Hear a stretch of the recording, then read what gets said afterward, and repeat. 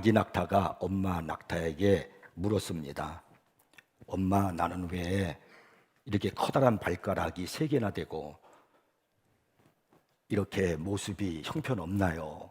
이렇게 물었습니다. 그랬더니 엄마 낙타가 대답하기를 그것은 사막을 건널 때 부드러운 모래더미 위에서 미끄러지지 말라고 있는 거란다. 이렇게 대답해 주었습니다. 그럼 엄마, 눈썹은 왜 이렇게 길어요? 그랬더니 또 엄마가 대답하기를 사막을 건너는 동안에 모래가 눈 속에 들어가는 걸 막기 위해서지. 그럼 엄마, 내 등에 있는 혹은요? 그랬더니 또 엄마가 대답하기를 그건 건조한 사막을 건널 때 물을 저장해 두기 위해서란다라고 대답해 주었습니다. 아기 낙타는 잠시 곰곰이 생각하더니 이렇게 말했습니다. 멋져요, 엄마. 큰 말이 있어서 미끄러지지도 않고 긴 눈썹이 있어서 눈에 모래알이 들어가지도 않고 혹이 있어서 물을 저장해 둘 수 있으니까요. 근데 엄마, 아들아, 왜 우리는 동물원에 있어요? 우리 모두가 좀 진지하게 생각해 볼 그런 물음이 아닐 수 없습니다. 아무리 멋진 발과 긴 눈썹 그리고 물을 저장해 줄 수 있는 혹을 가지고 있어도 동물원에 있으면 무슨 소용이 있습니까? 사람에게 보여주기 위한 전시용 낙타는 아무런 의미가 없는 겁니다. 낙타는 사막에 있을 때 그 진가가 나타나는 겁니다. 이 낙타의 위대함은 하나님께서 그 낙타를 만드신 대로 쓰임 받을 때 그 낙타의 위대함이 있는 겁니다.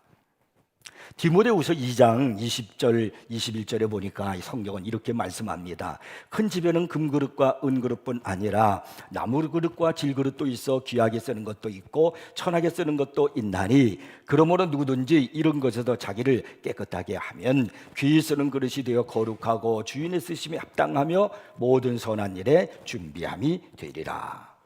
이 구절에서 가장 귀한 말씀이 무엇일까요? 그것은 귀히 쓰는 그릇이 되어라는 말입니다. 그릇은 쓰여지는 데 있는 겁니다. 쓰여지지 않는 그릇은 의미가 없습니다. 그것이 금그릇이냐 은그릇이냐 이것이 중요한 것이 아니에요. 얼마나 주인에게로부터 잘 쓰여지고 있느냐 이것이 중요한 것입니다. 금그릇인데 쓰여지지 않고 있다라고 하면은 그 그릇은 장식장에 있는 전시용 그릇에 불과할 뿐입니다.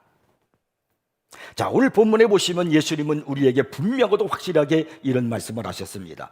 너희는 세상의 소금이니 소금이 만일 그 맛을 잃으면 무엇으로 짜게 하리요? 후에는 아무 쓸데없어 다만 밖에 버려져 사람에게 밟힐 뿐이니라. 예수님은 말씀하기를 너희는 세상의 소금이라고 그렇게 말씀하십니다. 왜 많은 것들 중에서 우리를 소금이라고 그렇게 말씀하셨을까요? 예수님 당시에는 소금이 오늘날보다도 훨씬 더 귀하고 비쌌는데 여기저기 쓰이는 곳이 너무나도 많은 데다가 구하기가 쉽지 않았기 때문입니다. 실제로 근대에 이르기까지 소금은 세계 경제에서 매우 중요한 역할을 했습니다. 이 로마 제국은 소금을 통화로 사용해서 돈처럼 사용해 가지고요 노동자들에게 월급 대신에 소금을 지불했습니다. 그 월급을 의미하는 영어 단어가 뭐냐면 셀러리라고 하는 그런 말인데요. 이 말은 소금이라고 하는 뜻을 지닌 라틴어 살라리움이라는 단어에서 파생되어서 온 것입니다. 솔트 머니, 바로 그것이 셀러리예요. 어느 민족이나 국가도요 소금이 없으면 경쟁력이 없고 생존할 수가 없게 됩니다. 반대로요 고대의 한 국가가 소금을 가지고 있다는 것은 부유하다는 것을 의미하는 겁니다. 오늘 한 국가가 얼마나 경제적으로 튼튼하고 경쟁력이 있는가 하는 것은요 외환 보유고를 가지고 그것을 나타내잖아요. 그거와 마찬가지로 고대 시대에는 소금을 얼마나 많이 그 국가가 가지고 있는가 그것을 가지고 그 나라의 그 경제력과 그리고 강함을 드러냈다는 겁니다. 이 소금은 한 민족과 국가의 군대에 아주 매우 중요했습니다. 참 여러분 군대에 이 소금이 얼마나 중요한가 여러분 그 이해가 가십니까? 이 군대에게 군인들에게 소금이 없으면 치명적이라는 거예요.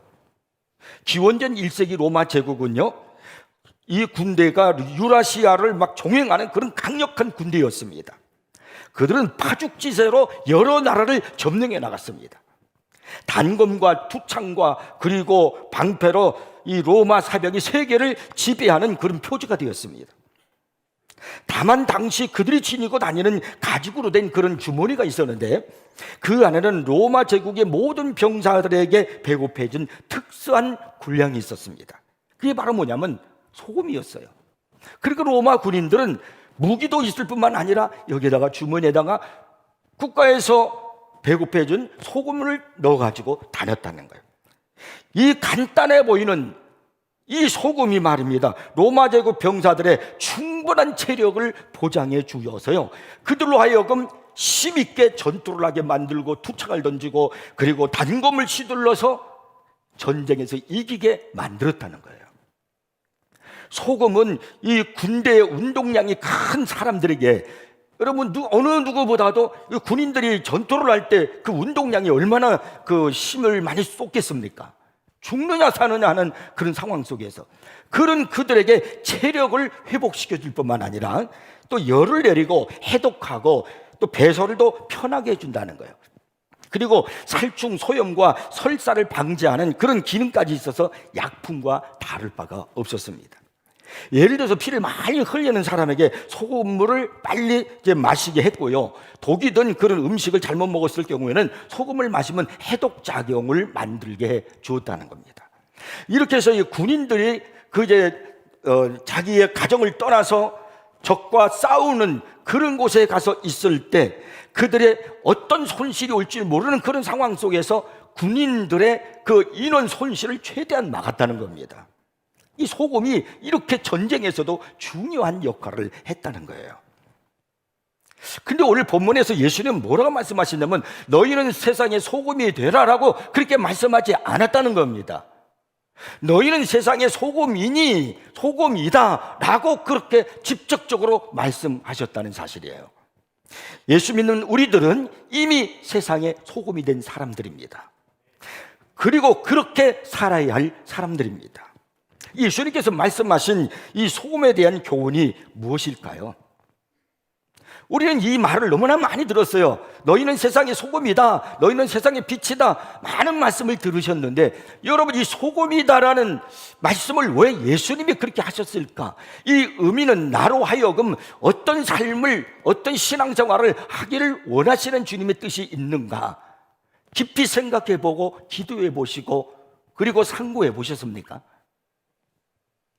자, 오늘 우리는 이 주님이 너희는 세상의 소금이라는 이 말씀을 한 번 더 깊이 들어가서 우리가 한번 생각해 보기를 원합니다.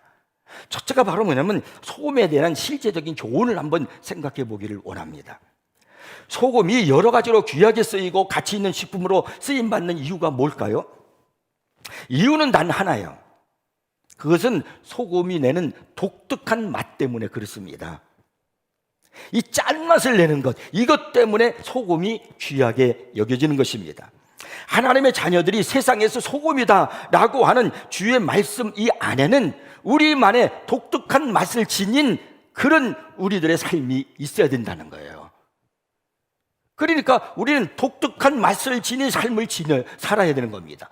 로마서 12장 2절 말씀 보면은 너희는 이 세대를 본받지 말고 오직 마음을 새롭게 함으로 변화를 받아 하나님의 선하시고 기뻐하시고 온전하신 뜻이 무엇인지 분별하도록 그렇게 말씀했습니다. 분별하도록 하라. 너희는 이 세대를 본받지 말라. 그러니까 이것이 우리 그리스도인은 세상과 다르게 살아야 한다, 그런 얘기 아니겠습니까? 이것이 우리 그리스도인의 독특함입니다. 세상 사람처럼 똑같이 살아서는 안 된다는 거예요. 세속의 길로 가서는 안 된다는 겁니다. 예수님은요, 마태복음 7장 13절에서 이런 말씀을 했어요. 좁은 문으로 들어가라. 멸망으로 인도하는 문은 크고 그 길이 넓어 그리로 들어가는 자가 많고 생명으로 인도하는 문은 좁고 길이 협착하여 찾는 이가 적음이니라.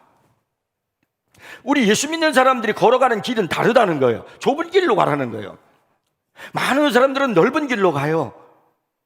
또 찾는 이가 많으니까 많은 사람들이 가니까 사람들은 많이 가면은 그것이 진리인 줄 알고 그것이 좋은 줄 알아요.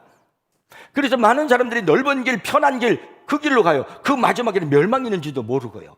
근데 예수님이 뭐라 그러냐면요, 좁은 문으로 들어가서 좁은 길로 가라는 겁니다. 다르지요? 우리의 삶은 분명히 달라요. 이 독특함, 이것이 소금이에요. 그리고요, 데살로니가전서 4장 3절 말씀을 보시면은 하나님의 뜻은 이것이니 너희의 거룩함이라고 그랬습니다. 여러분, 여기에 거룩함이라는 말이 무슨 말이냐면 다르다는 거예요. 구별됐다는 겁니다. 성결하다는 겁니다. 우리가 세상과 똑같이 살아가면 그건 그리스도인이라고 말할 수 없습니다. 소금은 달라요.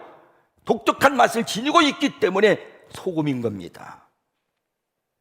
자, 주님께서 이제는 세상을 본받지 말고 독특하게 살아야 하는 소금과 같은 삶을 살아야 되는 우리들에게 이 말씀을 주시면서 우리가 한번 생각해 볼 것은, 그러면 왜 소금이라고 말씀하셨는가? 그 첫째가 바로 뭐냐면, 소금은 어떤 역할을 하냐면요, 소금은 부패를 막아줍니다.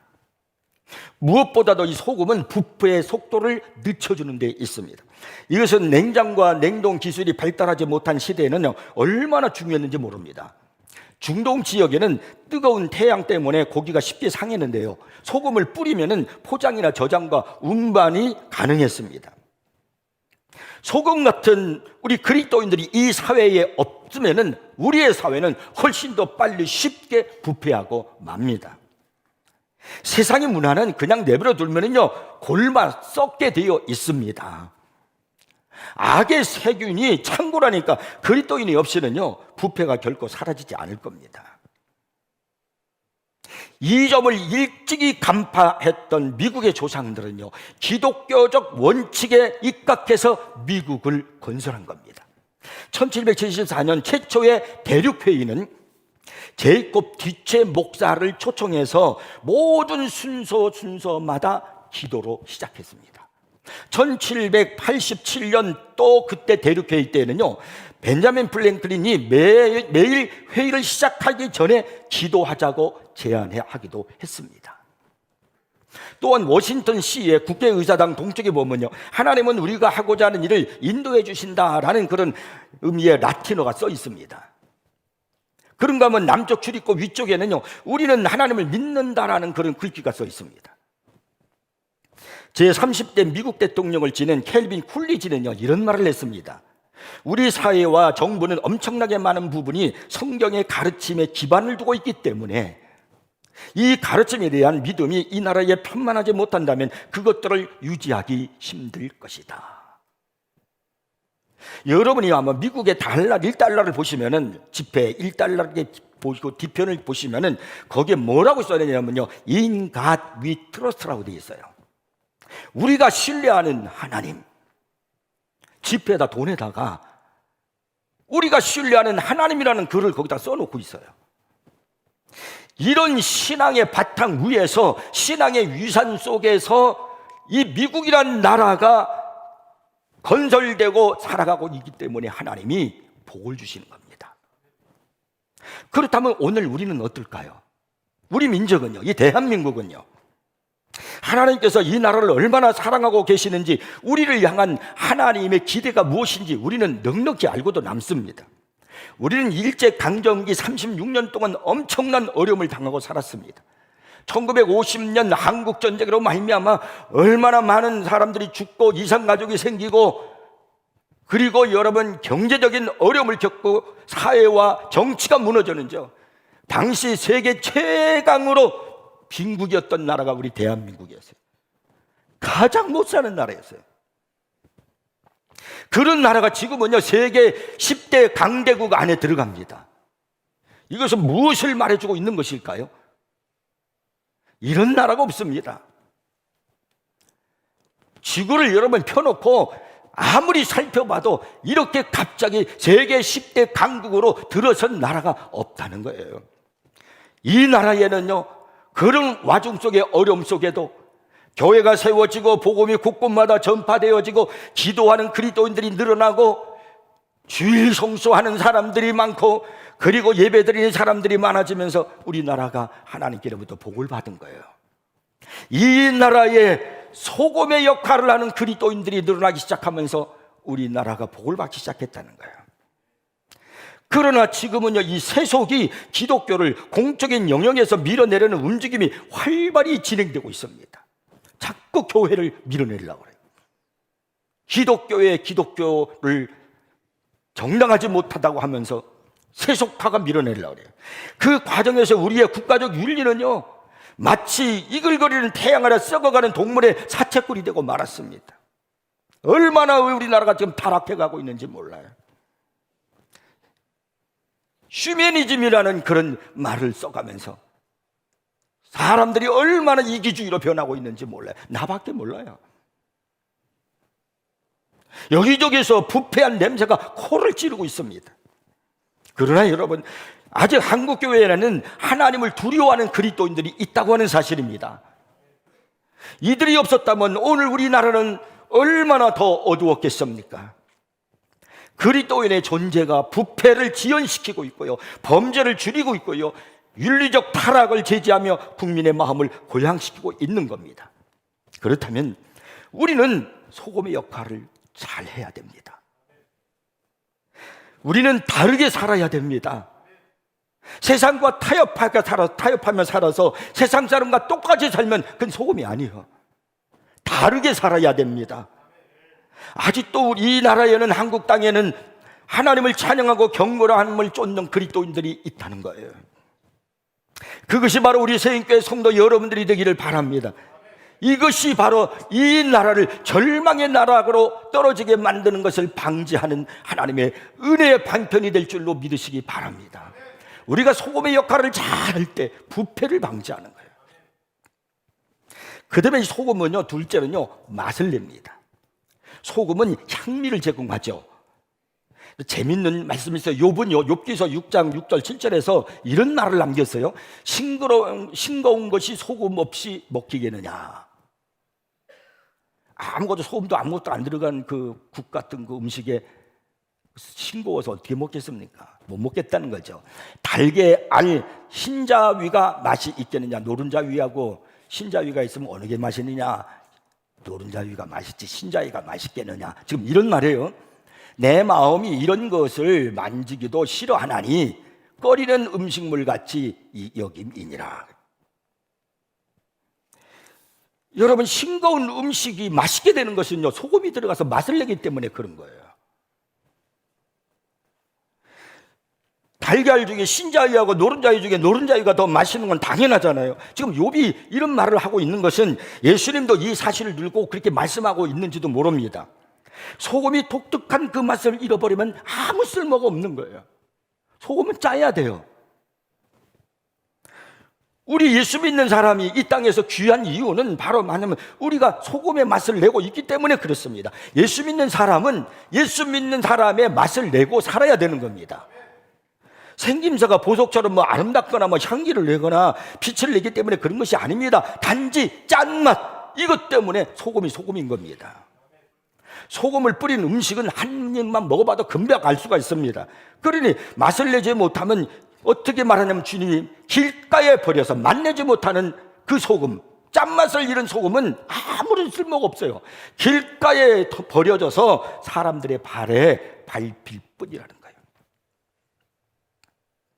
오늘 맛을 잃은 많은 그러한 교회, 그런 교인들 때문에 길가에 버려져서 세상 사람들에게 발에 밟히는 그런 모습이 이 땅에 나타나고 있지는 않은지요. 세상의 소금인 그리스도인들에게 독특한 특징이 있어야 한단 말입니다. 엄밀히 말하면 그리스도인은 무슨 일을 하든지 독특해야 돼요. 탁월해야 돼요. 최선을 다해야 됩니다. 작가라면 최고의 작품을 만드는 것이고 자기가 할 수 있는 만큼 최선을 다하는 거예요. 감독이라면 최고의 영화를 만들고, 음악가라면 최고의 음악을 작곡을 하고, 건축가라면 최고의 건물을 설계하는 등 그리스도인이라면 최고의 최선의 매너를 보여줘야 되는 겁니다. 우리 주변에 가장 아량 있고 넓은 마음을 배려할 줄 아는 사람이 그리스도인이어야 되고, 가장 열심히 일하는 회사원이라면 그리스도인이어야 되고, 그리고 가장 믿을 만한 친구라면 바로 여러분 소금인 그리스도인이어야 됩니다.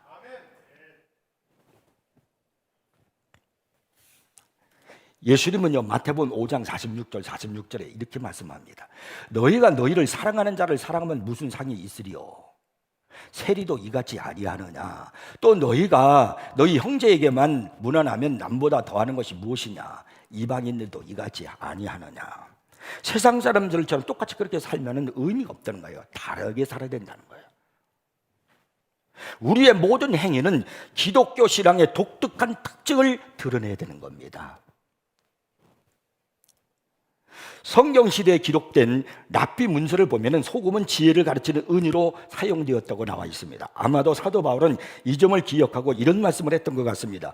골로새서 4장 6절에서요. 너희 말을 항상 은혜 가운데서 소금으로 맛을 냄과 같이 하라. 소금으로 딱 간을 치면 맛있잖아요.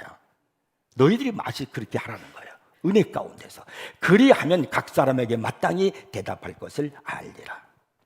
우리가 이런 마음으로, 이런 자세로 우리가 언어 생활을 한다면 얼마나 은혜를 끼치는 말을 하겠습니까?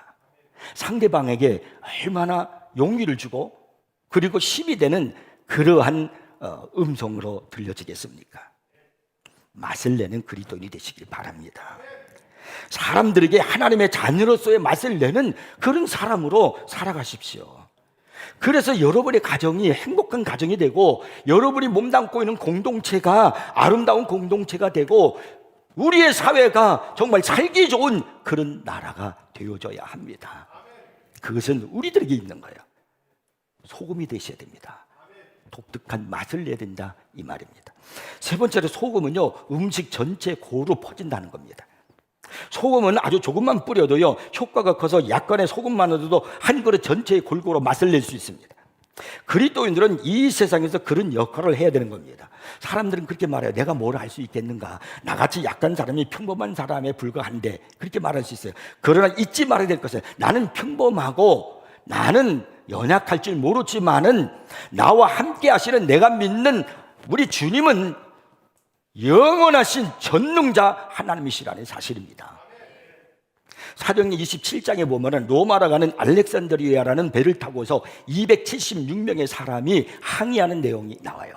276명의 그 사람이 그 배 안에 탔는데 거기에 바울과 누가와 아리스타고 세 사람의 예수 믿는 그리스도인이 있었습니다. 276명 중에 예수 믿는 사람은 셋이었어요. 그러니까 어떻게 보면은 일당백이에요. 처음에는 사람들이 그들을 무시했지만은 여행이 끝날 무렵에는 사람들의 태도가 180도 달라졌습니다. 그것은 이 세 사람 그리스도인이 나머지 모든 사람들의 삶을 구했기 때문에 그렇습니다. 이것이 여러분 그리스도인의 능력이에요. 인구의 1%만이 그리스도인이라고 해도 그들은요 사회 구석구석에 영향력을 미쳐서 하나님의 은혜를 이 땅에 실행하게 만듭니다. 거의 혼자심으로 대영제국에서 노예제도를 몰아내는데 성공한 정치인 윌리엄 윌버포스라는 사람이 있죠. 이 사람은 병약한 사람이었습니다. 이 아주 병약했던 윌버포스는요 겉으로 보기에는 이런 유업을 이룰 만한 인물이 되지 못했습니다. 하지만 그의 연설을 듣고 난 후 전기 작가 제임스 보스웰은 이렇게 썼습니다.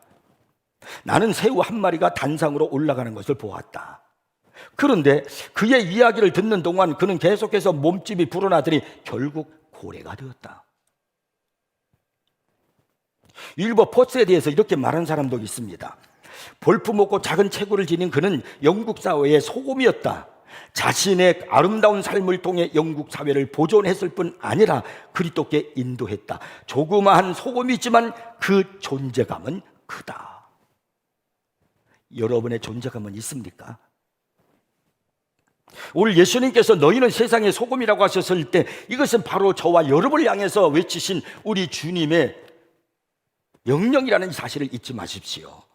여러분이 세상의 소금이라는 이 사실을 잊지 않고 살기를 주의 이름으로 축복합니다.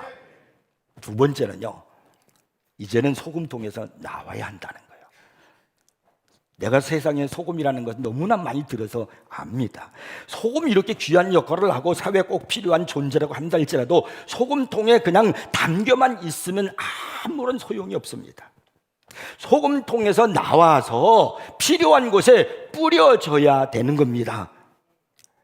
오늘 우리는 소금통에 담겨 있는 전시형 교인이 되어서는 안 된단 말입니다.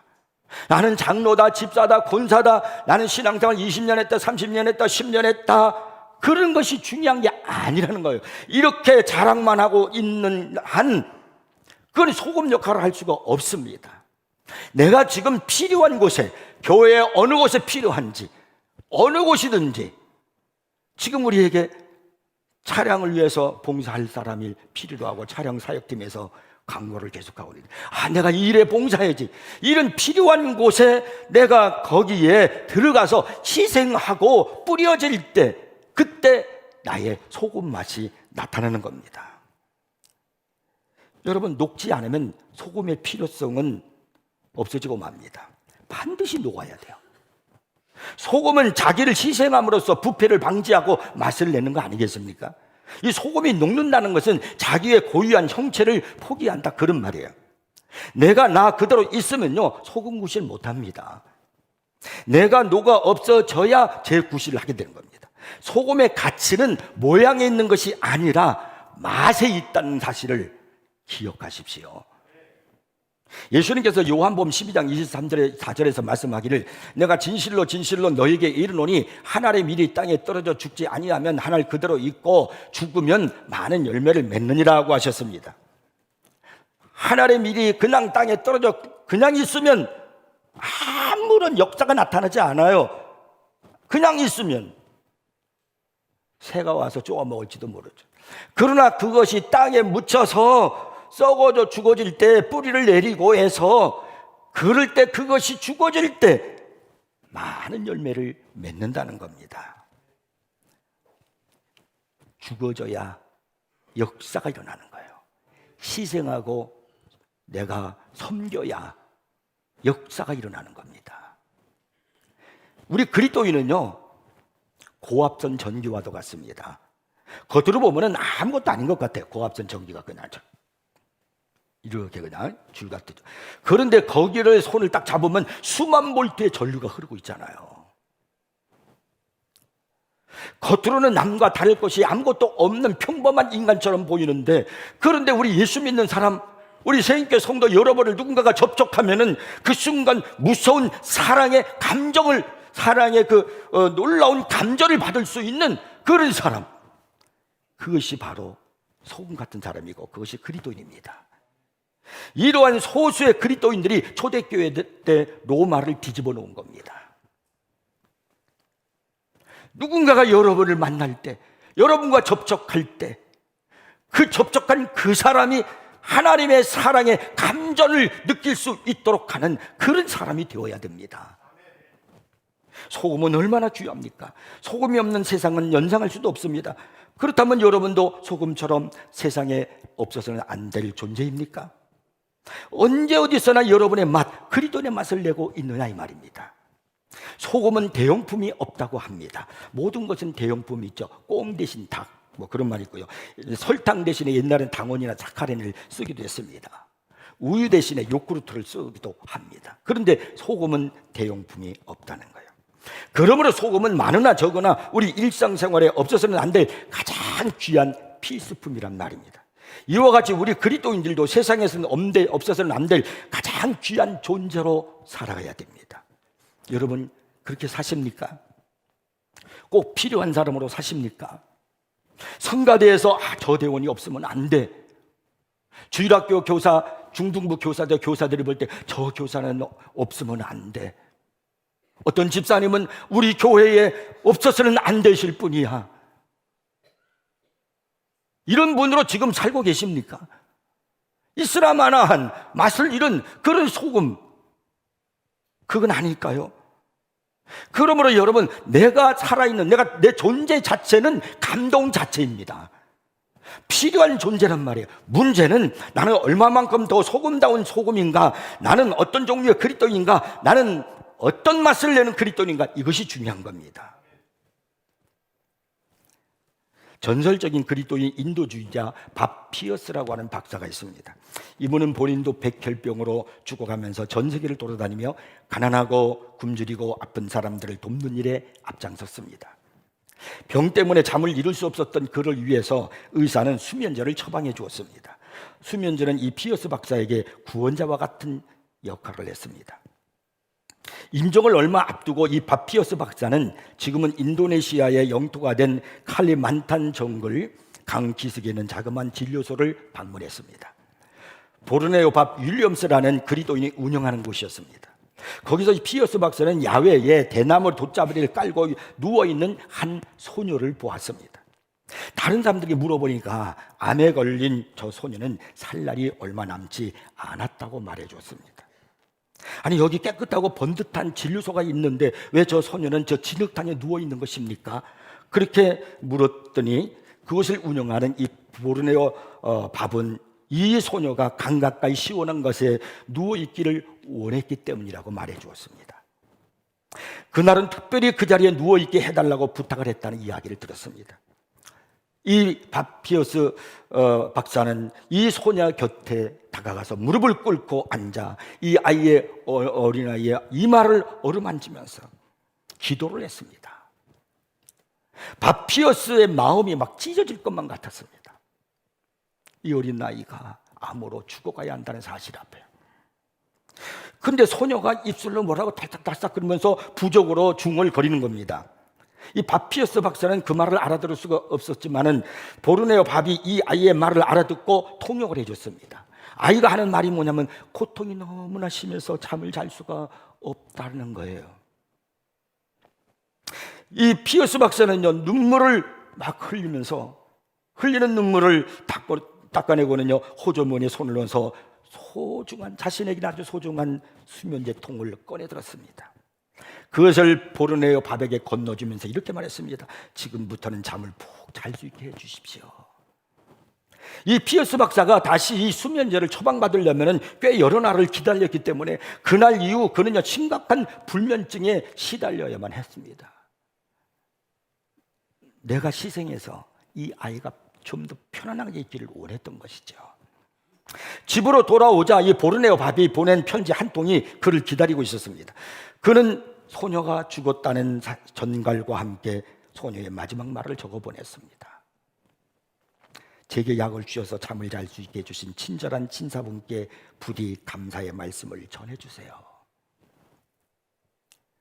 우리가 세계를 돌아다니면서 수백만에 달하는 사람들을 다 도와줄 수는 없습니다.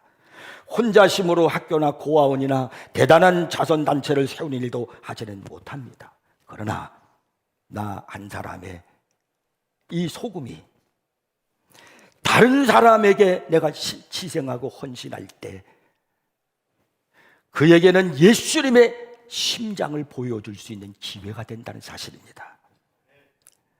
세상은 내 손의 수고를 통해서 하나님의 마음을 볼 수 있게 된다는 사실입니다.